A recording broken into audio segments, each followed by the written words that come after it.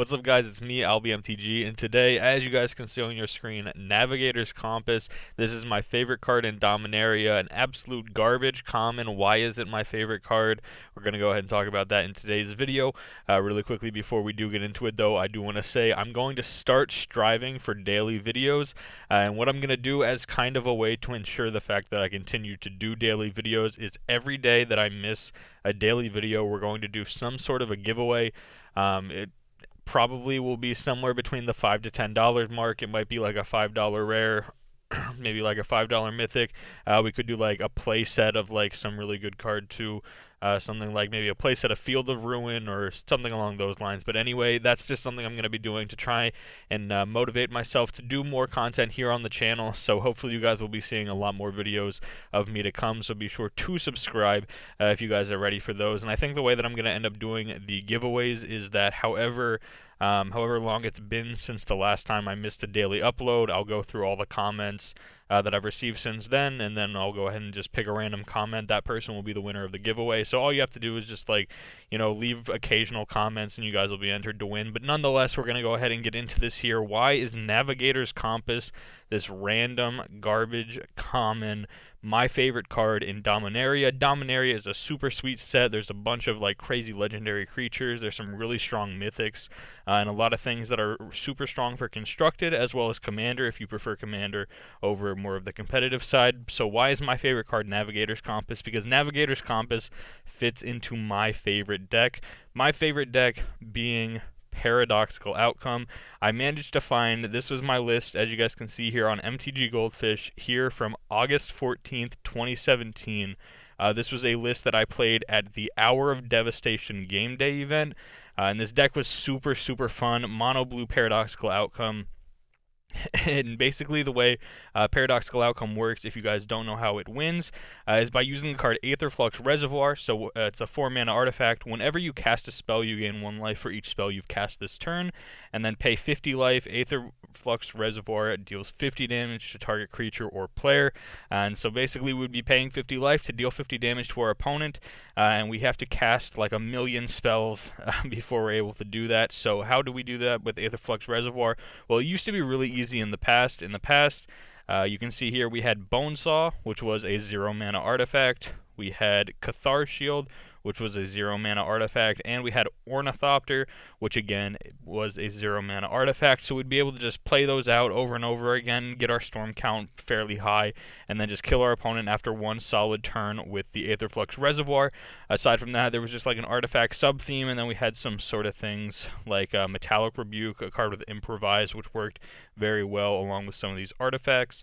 Word of Invention, again, a card that worked very well with some of these artifacts. It helps us to find our Aether Flux Reservoir, and then there's just additional things. Another card with Improvise here, Reverse Engineer. But again, one of my favorite cards that I ever got the chance to play with, Paradoxical Outcome. It's a 4-mana instant, 3 colorless and 1 blue. Return any number of target non-land, non-token permanents you control to their owner's hand. Draw a card for each card returned to your hand this way.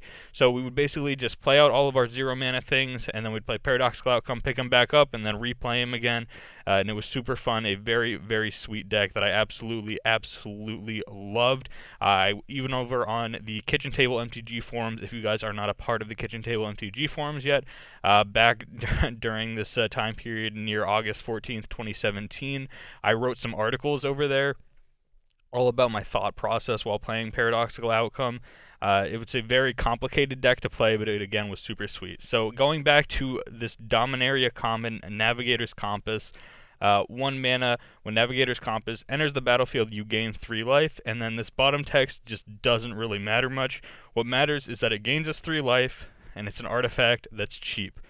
That's super good because Aether Flux Reservoir, again, we're gaining life, is the way that we kill our opponents. So being able to gain 3 life off of the Navigator's Compass is basically like casting an additional spell for free for us, which is super sweet. And then every time you replay, you're just gaining more life, which is super sweet because you can return it back again with Paradoxical Outcome. I'll bring it back up here on the screen. You can pick it back up and then just replay it again. And then you've gained 6 life and drawn a card if that's what you've done with your Paradoxical Outcome. And of course, if you have multiple, then it just gets better with your Paradoxical Outcome. of course. The only problem that I see right now is that the only 0 mana costing card that the only card that costs 0 mana, there we go, that's how English works, right now in Standard is Ornithopter. This one here is from M15, but it was reprinted in Aether Revolt. So this is the only 0 converted mana cost card that we have right now. We really need Wizards to print some more 0 CMC things so that I can make Paradoxical Outcome work. But I think Navigator's Compass is a super sweet way to start. It's also just going to be like fairly okay in draft and basically in limited in general. Until tap it until end of turn, target land you control becomes the basic land type of your choice in addition to its other types. So it's basically just mana fixing. I really like colorless mana fixing, things like Traveler's Amulet, Terrarian was good back in Eldritch Moon for mana fixing. It just basically allows you to you know, play some of your bombs that you might not normally get to play if you're in. There's like a lot of really strong multicolored cards in this set, and I think Navigator's Compass is really going to be key to being able to cast some of those cards that you normally wouldn't think about playing. But I think Navigator's Compass is going to be a way for us to be able to cast some of these powerful cards that normally we wouldn't think about splashing.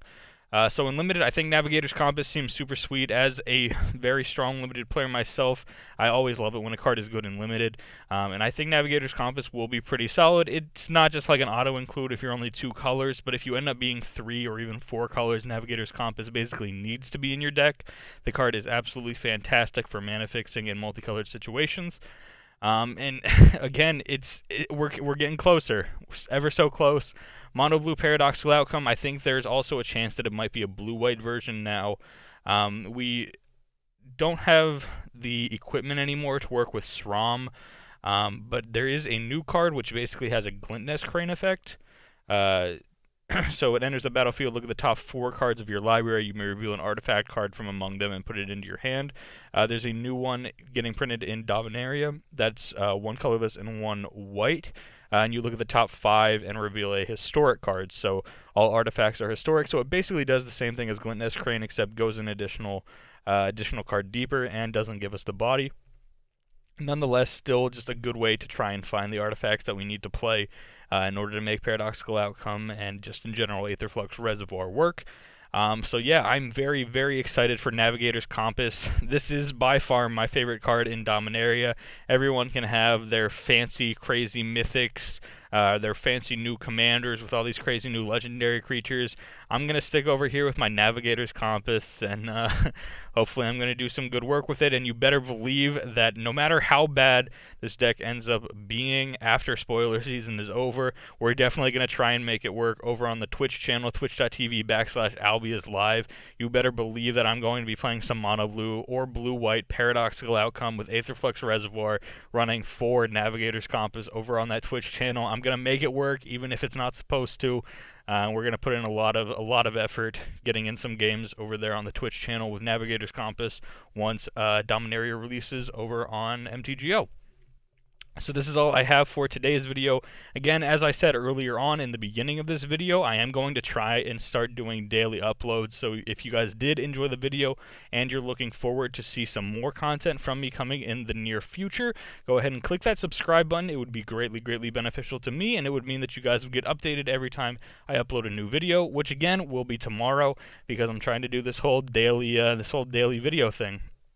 Again, thank you all so much for watching the video. Navigator's Compass, most OP common in Dominaria, calling it right now. Of course, that's just some sarcasm. Navigator's Compass is not going to be the most OP card, but I'm sure that by the end of this set, it will have a special place in my heart. And this is by far my favorite common that I have seen spoiled so far, or by far just any card from Dominaria. Navigator's Compass is my favorite so far. So yeah, this has been the video, guys. I hope to see you guys again here tomorrow when I'm uploading another video, and I will see you guys then.